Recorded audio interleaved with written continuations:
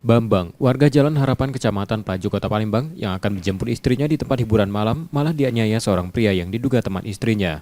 Korban dianiaya hingga mengalami luka memar di wajah. Korban pun melaporkan pelaku yang diketahui bernama Ade ke SPKT Polrestabes Palembang. Menurut korban, awalnya korban menjemput istrinya di sebuah tempat hiburan malam di Jalan Teratai Putih, Kecamatan Sukarami, Palembang, Minggu dini hari. Saat akan pulang bersama istrinya, pelaku datang dan memukuli korban. Ya aku bawa balik keluar. Bawa dia keluar itu kan tangannya. Ditangani yo. Wong berapa pelaku ya? Anu. Kita luka di mana? Lipis, hidungnya. Di itu, di mana itu? Depan Golden ya? Depannya. Depan Golden. Iya. Berarti kejadiannya di dalam apa itu?